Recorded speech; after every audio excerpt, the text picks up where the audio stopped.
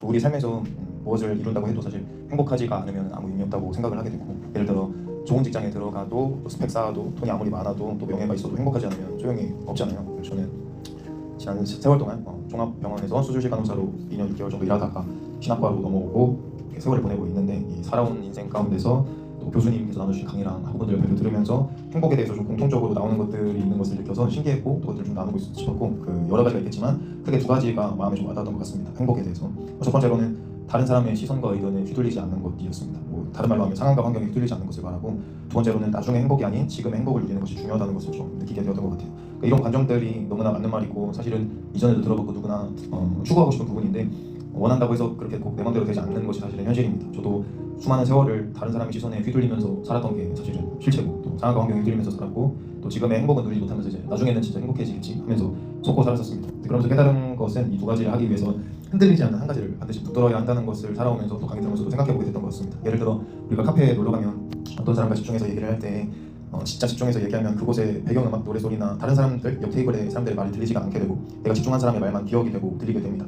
다른 소리를 안 들어야지 해야지만 안 들리는 것이 아니라, 어떤 것에 진짜 집중할 때 다른 소리가 안 들리게 되고, 또 더 나아가서 내가 집중한 대상이 나를 사랑해주고 나를 채워주고 만족을 줄 때에 행복을 누릴 수 있게 되는 거고, 반대로 나를 채워줄 수 없고 나를 해하려고 하고 나를 미워하는 대상이 집중하게 될수록 망가지게 되고 행복을 잃게 되는 것을 좀 느꼈습니다.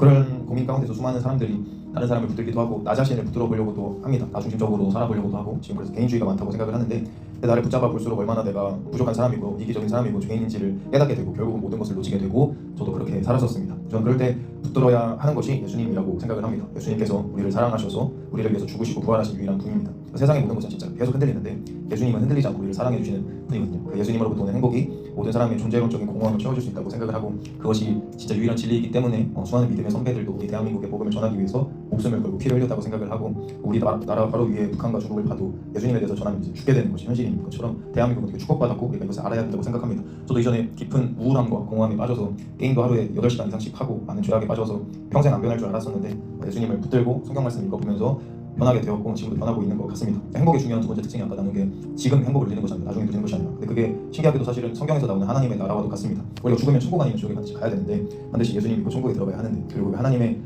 나라에 들어가야 하는데, 성경에 보면 하나님의 나라는 죽어서 가는 것이 아니라 지금 갈 수 있는 나라라고 주님이 말하고 있어요. 우리 마음 가운데 하나님의 나라가 있다고 알려주고 있습니다. 행복에 대해서 성경에서 아주 자세하게 나와 있는 것을 우리가 알 수 있고 한번 읽어보시기를 강추합니다. 한 번밖에 없는 귀중한 20대 때를 저는 잘못 많이 보냈었는데, 여러분 그러지 않기를 바라고, 창조주 하나님께서 각자마다 귀한 계획과 부르심이 진짜 있거든요. 그것을 믿고서 기도해보고 성경 말씀 읽어보는 시간들이 되어서 행복을 찾아가는 시간들이 되길 바라면서 마치도록 하겠습니다. 감사합니다.